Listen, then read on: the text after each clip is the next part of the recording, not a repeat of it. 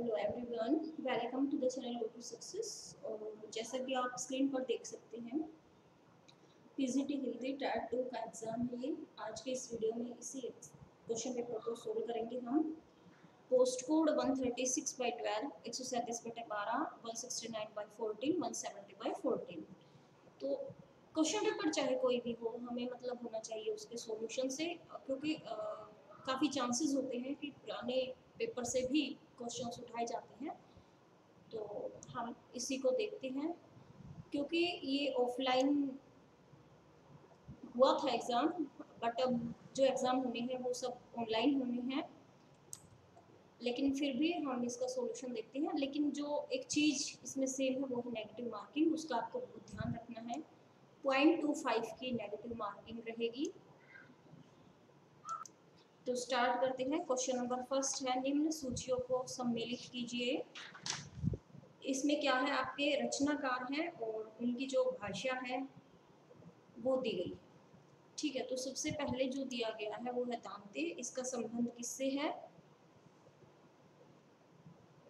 ये इटालियन रचनाकार है। इमर्सन ये अमेरिकी। नीत्शे फ्रांसीसी, माफ कीजिए, नीत्शे जर्मन आएगा यहाँ पर। नीत्शे जर्मन और रूसो का संबंध किससे है? फ्रांसीसी। ठीक है, तो ये ऑप्शन हम मैच कर लेते हैं। ए का 3, बी पर ही ये है। हाँ, ए का 3, बी का 4, सी का 2 और डी का 1। इसका एक तरीका और है, जो आपको आते हैं पहले उनको मैच करो, और जिसमें कंफ्यूजन है वो फिर आप यहाँ पे ऑप्शन में भी आप देख सकते हैं। मान लीजिए आपको लगता है कि बी का 3 होना चाहिए, लेकिन यहाँ पर तो मैं बी का 3 दिया है, जो कि सीधा सीधा गलत है ना। आगे चलते हैं, ज़्यादा टाइम वेस्ट नहीं करते, हमें क्वेश्चन पेपर को कंप्लीट करना है। उम्मीद है आज एक ही वीडियो में हम 200 क्वेश्चन कर लें, बट देखते हैं, वरना फिर एक वीडियो और हमें बनानी पड़ेगी। आप चैनल पर नए हैं तो चैनल को सब्सक्राइब जरूर कर लें। क्वेश्चन नंबर सेकंड, निम्नलिखित रचना करो और रचनाओं को सम्मिलित कीजिए। आई ए रिचर्ड्स, तो रिचर्ड्स का संबंध किससे है? Principle of literary criticism. Eliot ने Wasteland. Christopher Caudwell illusion of reality. Croce Aesthetica. Croce ने जो रचना लिखी है वो है एस्थेटिका। आप कॉपी पेन जरूर लेकर बैठे। बाकी इसकी पीडीएफ जो है वो आपको डिस्क्रिप्शन बॉक्स में भी मिल जाएगी। इस हिसाब से आपके जो ऑप्शंस लगते हैं, ए का सेकंड, तो ए का सेकंड आपका इसमें भी है और इसमें भी है। B3 इसमें भी है और इसमें भी है।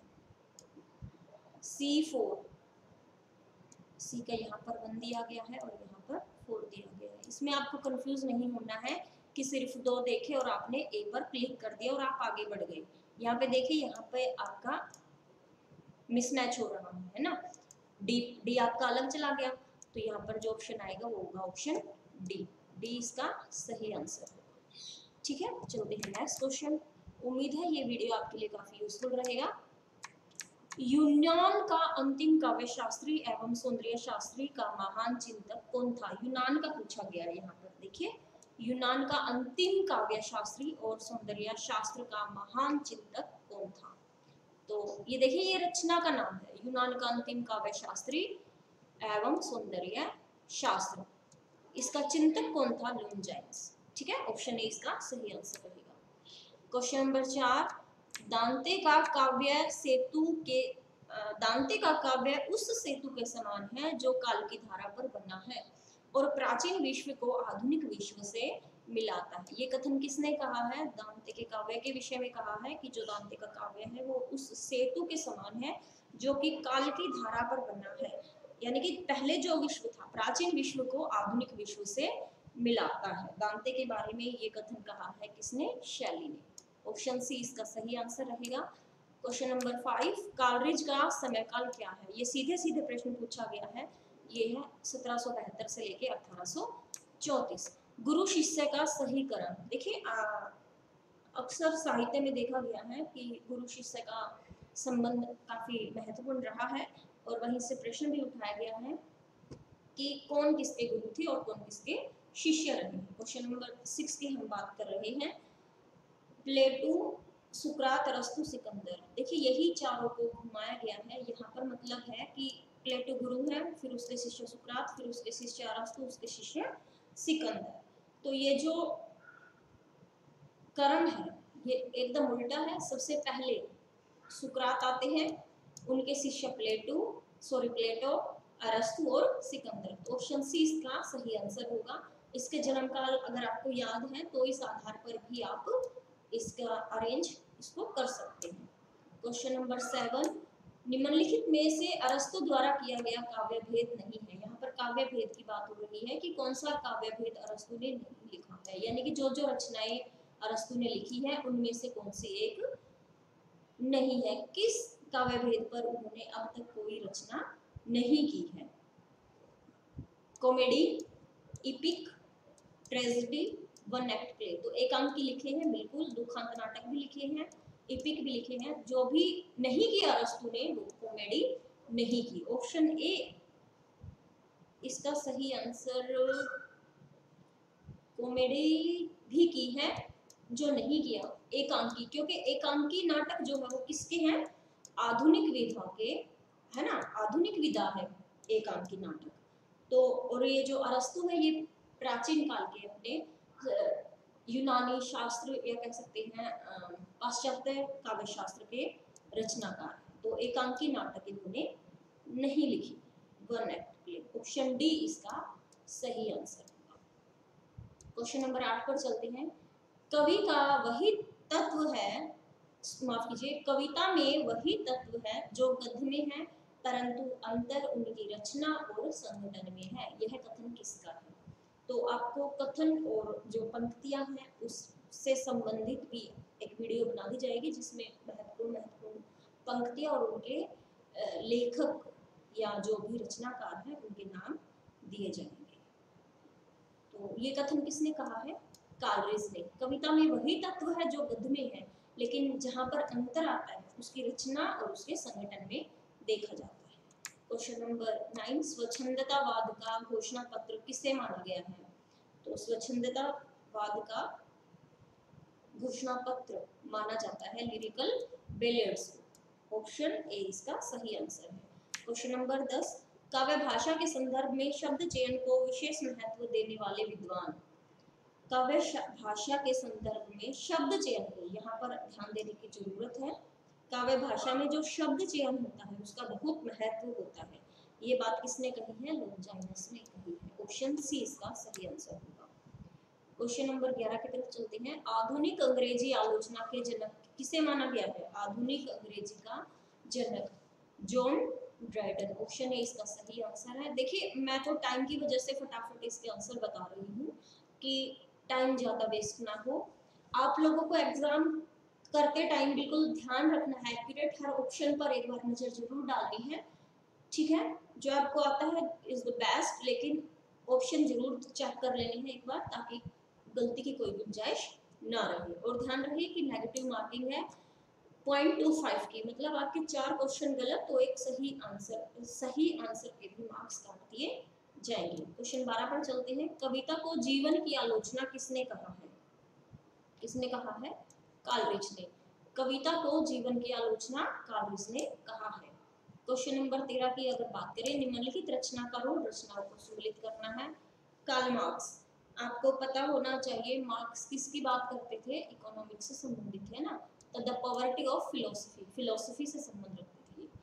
कार्डवेल का जो है इल्यूजन एंड रियलिटी। कई बार क्या होता है कि आपको एक ही रचनाकार और उसी की रचना कई क्वेश्चन में भी मिल जाती है ऑप्शंस में। शास्त्र का था आपका what is literature, Derrida of grammatology. तो इस हिसाब से ए का 4, माफ कीजिए ए का 3, बी का 4, तो ऑप्शन डी इसका सही आंसर होगा। चलते हैं नेक्स्ट क्वेश्चन पर। क्वेश्चन नंबर 14, विखंडन को एक प्रकार की स्ट्रेटजी, भाषाई रणनीति किसने माना है? तो भाषा के मुख्यतः सारे ही हैं। D.H. लॉरेंस ने विखंडन को क्या माना है? एक स्ट्रेटेजी माना है, भाषाई रणनीति माना है। ठीक है।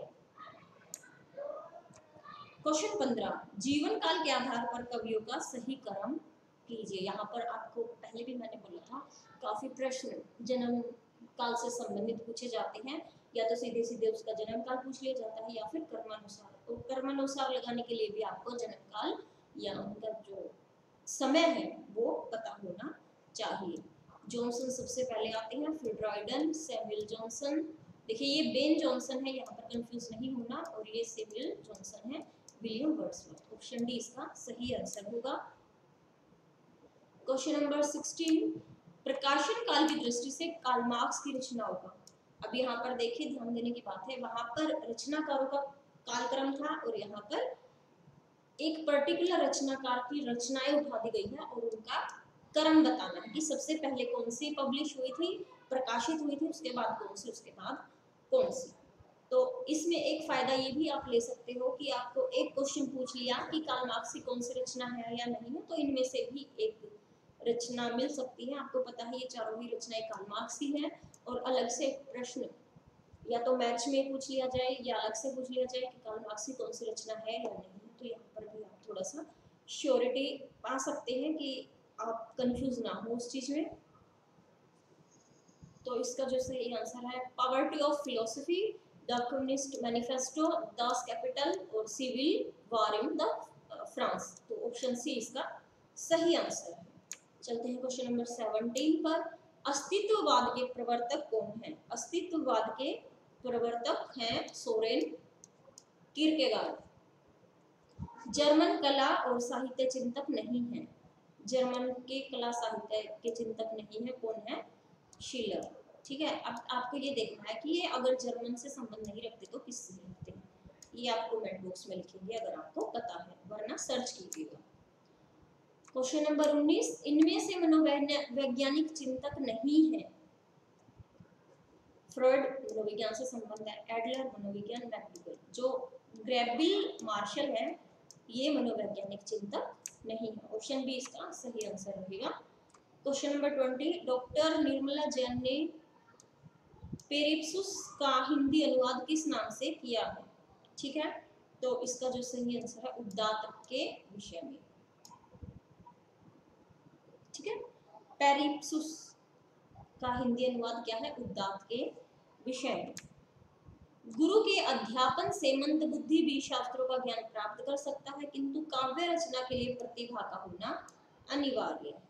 ठीक है। यानी कि पढ़ लिख कर अगर आपके गुरु हैं बहुत अच्छे, और तो वो क्या करते हैं, मंदबुद्धि को भी शास्त्रों का ज्ञान प्राप्त करा सकते हैं। आपको ज्ञान तो मिल जाएगा, लेकिन काव्य रचना के लिए क्या होना चाहिए? प्रतिभा होना आवश्यक है। ये कथन किसने कहा है? ये कथन कहा है आपका भामे ने। Option A. भामे ने कहा है कि गुरु के होते हुए मंदबुद्धि व्यक्ति को शास्त्रों का ज्ञान तो दिया जा सकता है, लेकिन अगर काव्य रचना करनी है तो उसके लिए प्रतिभा का होना बहुत ही आवश्यक है। क्वेश्चन नंबर 22, काव्य पर उपलब्ध प्रथम ग्रंथ कौन सा है? तो ऑप्शन बी इसका सही आंसर है। और दूसरी बात, इनके रचनाकार का नाम भी आपको पता होना चाहिए, ये आप नोट कर लीजिए क्योंकि पीडीएफ में नहीं मिलेगा। काव्य प्रकाश मम्मट ने लिखा है, कब? 12वीं शताब्दी में। ठीक है, 12वीं शताब्दी में। इसके बाद काव्य अलंकार, ये भाम्य की रचना है। भाम्य कब लिखा? 6वीं शताब्दी में। भरत मुनि, नाट्य शास्त्र किसका है? भरत मुनि का। तो देखिए ये कई बार रचनाकार के नाम पूछ ले जाएंगे या सीरीज में लगाना पूछ लिया जाएगा, या ये कब लिखा गया ये भी पूछ लिया जाएगा। भरत मुनि ने लिखा था नाट्य शास्त्र, ये बहुत ही महत्वपूर्ण है। नाट्य के जो नाट्य शास्त्र उन्होंने लिखा था, और नाटक का जो जनक माना गया है भरत मुनि जी, और कब? 2री शताब्दी में। उसके बाद है काव्य आदर्श, ये लिखा था दंडी ने। दंडी ने कौन सी शताब्दी में? 7वीं। ठीक है। तो सबसे पहले भरत मुनि का नाट्य शास्त्र आया, उसके बाद भाम्य का काव्य अलंकार, फिर दंडी का काव्य आदर्श और काव्य प्रकाश मम्मट का 12वीं शताब्दी की। तो उम्मीद है ये वीडियो आपके लिए यूजफुल रहेगी। अच्छा लगे ना लगे वो एक अलग इशू है, बट यूजफुल होना चाहिए कि आप एग्जाम में बैठो तो एक बार को लगे हाँ ये हमने पढ़ा है, और ऐसे ऐसे आपको वो चीज एकदम माइंड में क्लिक हो जानी चाहिए। ठीक है। क्वेश्चन नंबर 23, शब्दार्थों सहितो काव्यम, ये जो पंक्ति है वो किसने कही है? शब्दार्थों सहितो काव्यम, ये कही है भाम्य। ठीक है, भाम्य का कथन है ये। आगे चलते हैं question number 24, poetry is the best words in their best order, अर्थात सर्वोत्तम शब्द अपने सर्वोत्तम क्रम में कविता होती है। ये कथन किसका है? कॉलरिज का है। कविता हमारे परिपूर्ण क्षणों की वाणी है, ये कथन किसका है? कविता हमारे परिपूर्ण क्षणों की वाणी है, यानी कि हमने जो भी क्षण बिताए हैं उस सबको समेटते हैं हम कविता के माध्यम से। ये कथन सुमित्रा नंदन पंत जी का, ये छायावाद के कवि। ठीक है, ये सारे ही छायावाद के, सारे तो नहीं, ये तीनों छायावाद के कवि हैं। ये द्विवेदी, महावीर प्रसाद द्विवेदी। ठीक है। रसोवैसल किस ग्रंथ में कहा गया है? तो ये कहा गया है तैत्तिरीय उपनिषद में। रसोवैसल, रस की अनुभूति कराने में अभिधा शक्ति प्रधान होती है, ऐसा मत किसका है? रस की अनुभूति करने के लिए अभिधा शक्ति को महत्व किसने दिया है? भामह ने, आचार्य भामह। क्वेश्चन नंबर 28, साधारणीकरण करण आलम्बन तो धर्म का होता है, किसने कहा है? साधारणीकरण पर बात किसने कही है? रामचंद्र शुक्ल जी ने। ये नाम हिंदी साहित्य में काफी महत्वपूर्ण है, आचार्य रामचंद्र शुक्ल जी का। नाट्य शास्त्र के किस अध्याय में रस क्या है इस पर चर्चा की गई है? तो ये की गई है आपकी नाट्य शास्त्र में, माफ कीजिए, छठे अध्याय में। और डॉक्टर नगेंद्र जी का भी इसमें रस के संबंधित नाम लिया जाता है। ठीक है, छठे अध्याय में रस पर चर्चा की गई है नाट्य शास्त्र की। किस समीक्षक ने लोलट के रस निष्पत्ति संबंधी मत को मीमांसा दर्शन पर आधारित या भट्टनायक की रस व्याख्या को सांख्य दर्शन से जोड़ना गलत माना है? देखिए, इन चीजों को आपको ध्यान रखना है, जो फोर्स देना है, जो ध्यान पूरा देना है, इन चीजों पर गलत माना है, सही माना है, किसका कथन है ना? तो 30 का जो आंसर होगा वो होगा डॉक्टर नगेंद्र जी। लोलट के रस निष्पत्ति संबंधी मत को मीमांसा दर्शन पर आधारित या भट्टनायक की रस व्याख्या को सांख्य दर्शन से जोड़ना गलत माना, यानी कि इसको नहीं मानते वो कि इससे जुड़ा हुआ है।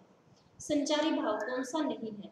निर्वेद, हर्ष, क्रोध, निषाद। ठीक है, तो जो संचारी भाव नहीं है वो क्या नहीं है? क्रोध नहीं है। ठीक है, आगे चलते हैं। ये 9 और 11 भाव होते हैं, उनकी बात भी हम करेंगे। हर्ष, द्वेष, विषाद, दुख, इस तरह से, है ना। चलिए आगे देखते हैं 32 क्वेश्चन नंबर। आचार्य कुंतक का समय माना जाता है कौन सी शताब्दी? 10वीं शताब्दी कुंतक का। इस पर भी हम एक वीडियो बनाएंगे, लगभग 10 मिनट का वीडियो बनेगा वो।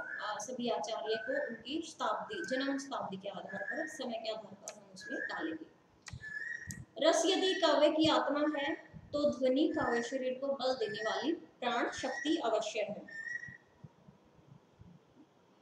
किसने कहा है ये? रामचंद्र शुक्ल जी ने। रस को काव्य की आत्मा माना है और ध्वनि को उसका शरीर माना है, शरीर को बल देने वाली शक्ति माना है। क्वेश्चन नंबर 34, आचार्य मम्मट ने अपने पूर्व आचार्यों के मतों का संग्रह करके काव्य दोषों की संख्या कितनी बताई है? तो यहाँ पर ये जो प्रश्न DSSB में पूछा गया था, इसको डिलीट कर दिया गया। ये जो ऑप्शंस है, ये प्रश्न है, यही गलत माना है इन्होंने। क्वेश्चन नंबर 35, प्रतिभा के 2 भेद, भावित्री प्रतिभा और कार्यत्री प्रतिभा, किसने माने हैं? प्रतिभा के 2 भेद माने गए हैं, एक है भावित्री और एक है कार्यत्री। यानी कि एक तो हम भाव के माध्यम से अपनी प्रतिभा को दिखाते हैं, एक हम कार्य के माध्यम से अपने प्रतिभा को दिखाते हैं। ये माना है राजशेखर जी ने। Question number 36। फ्रेंड्स आज हम 50 क्वेश्चन ही कर पाएंगे, बाकी अगले वीडियो में 51 to 100 इस तरह के 4 वीडियो सही रहेंगे, हाफ आवर के, बल्कि थोड़ा टाइम ज़्यादा ही हो जाएगा, 20 मिनट के आसपास अभी हो चुके हैं। काव्य हेतु को वामन ने कहा है, काव्य हेतु को वामन ने क्या कहा है? काव्यांग, काव्य शक्ति, काव्य रचना या काव्य माता। तो क्या कहा है? काव्य शक्ति। काव्य हेतु को वामन ने काव्य शक्ति कहा है। अभिनव गुप्त ने रसों की संख्या कितनी स्वीकार की है? अभिनव गुप्त के अनुसार जो काव्य की संख्या वो कितनी है? 9 है। जयदेव ने किस आचार्य को काव्य लक्षण का उपहास करते हुए कहा, जो सुधी काव्य को अलंकृत मानता है वह अग्नि को शीतल क्यों नहीं मानता? ये बात कही है आचार्य मम्मट जी ने। मैं सुकुमारी नाथ बंजोगु, तुम्ही उचित तप मोक्ष है भोगु। ये बहुत ही महत्वपूर्ण पंक्ति है, इसके रचनाकार का भी कई बार नाम पूछ लिया जाता है, और वो आप देखिए कौन है इसके रचनाकार।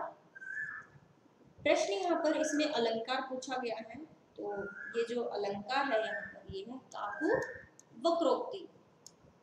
ठीक है, वक्रोक्ति अलंकार है, काकु वक्रोक्ति। आगे क्वेश्चन नंबर 40, अर्थालंकार कौन सा नहीं है? देखिए अलंकार पर भी एक वीडियो वैसे मैंने बनाई हुई है, अगर मिलती है तो उसको डिस्क्रिप्शन बॉक्स में डाल दिया जाएगा, वरना तो एक अलग से अलंकारों की वीडियो बनाएंगे। मुख्यतः 3 अलंकार माने गए हैं, शब्द अलंकार, अर्थ अलंकार और उभयालंकार। शब्द अलंकार में मुख्य रूप से 3 ही अलंकार आते हैं, बाकी सब अर्थालंकार में और उभयालंकार में भी 2-4 ही अलंकार हैं। ठीक है, तो उपमा, संदेह, रूपक और वक्रोक्ति। तो जो वक्रोक्ति है वो क्या है? शब्दालंकार। तो ये जो 3 है ये क्या है? आपके अर्थालंकारों में आते हैं। आगे चलते हैं, क्वेश्चन नंबर 41। वक्रोक्ति क्या है? शब्दालंकार। अर्धसम मात्रिक छंद नहीं है। अब इन छंदों के लिए आपको मात्राओं का पता होना चाहिए। दोहा छंद में क्या होते हैं? 13 और 11। सोरठा इसका ऑपोजिट होता है 11 और 13। चौपाई में 16 है ना, 4-4 की 4 होते हैं, और ब्रव्य में 12 और 17,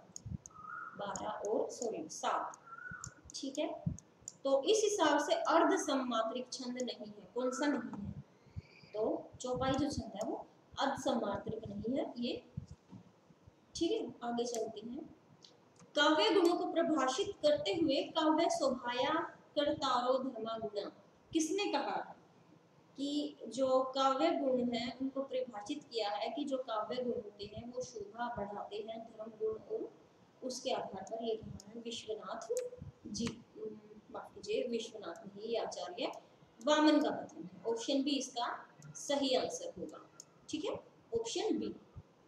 देखिए यही गलती आप बिल्कुल भी मत कीजिएगा कि आपका ध्यान कहीं है, ऑप्शन कुछ आप देख रहे हैं, OMR शीट में कुछ फिल कर रहे हैं, या OMR नहीं होगी, ऑनलाइन एग्जाम होगा, तो आपने क्लिक किसी और ऑप्शन पे कर दिया, तो उसको एक बार ध्यान देने की जरूरत है। जैसे कि एकदम से मुझे अभी क्लिक हुआ कि मैं विश्वनाथ बोल रही हूँ, ऑप्शन बी मेरे दिमाग में चल रहा है, और मैंने फिर देखा तो डी एकदम से, तो आंसर बी इसका सही आंसर होगा। आगे चलते हैं, क्वेश्चन नंबर 43। आचार्य आनंद वर्धन का समय माना गया है। आनंद वर्धन का समय कौन सा माना गया है? 9वीं शताब्दी। काव्य की परिभाषा देते हुए रमणीयार्थ प्रतिपादक शब्द काव्यम किसने कहा है? पंडित राज जगन्नाथ जी ने। हिंदी वक्रोक्ति जीवितम के रचनाकार कौन है? हिंदी वक्रोक्ति जीवितम ये डॉक्टर नगेंद्र जी हैं।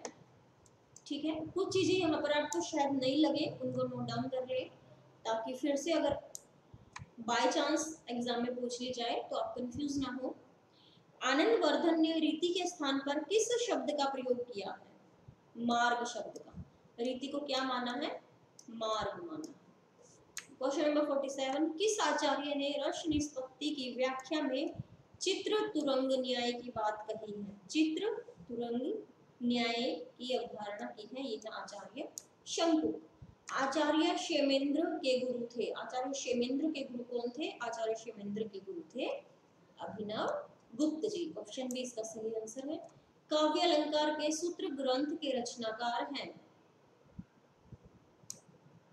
वामन बामय दंडी या हेमचंद्र, तो काव्य अलंकार सूत्र ग्रंथ किसने लिखा है?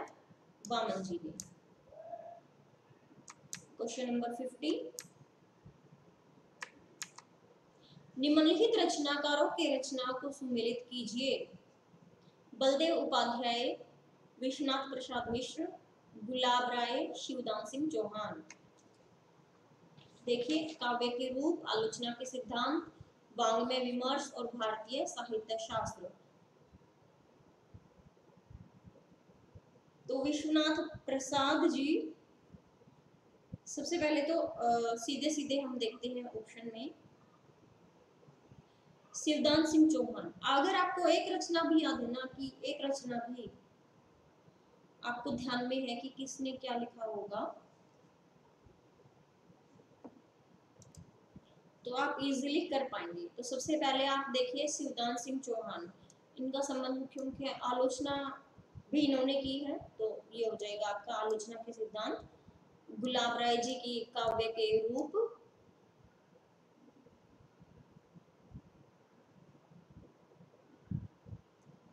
विश्वनाथ प्रसाद मिश्र भारतीय साहित्य शास्त्र, बलदेव उपाध्याय, माफ कीजिए, विश्वनाथ प्रसाद मिश्र, क्योंकि काफी पहले के रचनाकार है तो इनका होगा वांग्मय विमर्श, और बलदेव उपाध्याय इनकी होगी भारतीय साहित्य शास्त्र। ए का 4, बी का 3, सी का 1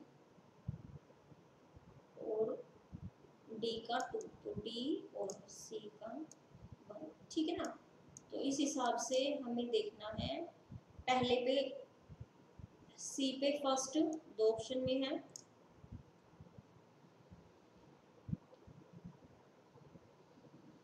डी पर 2, ये भी 2 ऑप्शन में है, बी 3, तो ये जो सी ऑप्शन होगा ये आपका सही आंसर होगा, ऑप्शन सी, ठीक है। तो थैंक यू गाइस, उम्मीद है वीडियो आपके लिए काफ़ी यूजफुल रही होगी। अब तक आपने चैनल को सब्सक्राइब नहीं किया है तो चैनल को सब्सक्राइब जरूर करें, वीडियो को लाइक शेयर करें, ताकि और भी जो एस्पिरेंट्स हैं, जो TGT, PGT, UGC net, KVS वगैरह के लिए प्रिपेयर कर रहे हैं, उनको थोड़ी हेल्प मिल सके, ठीक है। और हमें भी लगे कि अगर हमने आधा घंटा, 1 घंटा 20 मिनट भी अपना वक्त लगाया है, वो ज़्यादा से ज़्यादा लोगों तक पहुंचा है, उनके काम आई है कोई चीज़, तो अच्छा लगेगा। Thank you, all the best, good luck. अपनी तैयारी अच्छे से करें, माहौल बहुत ख़राब है लेकिन फिर भी इस माहौल का डट के सामना करना है, और गॉड ब्लेस यू।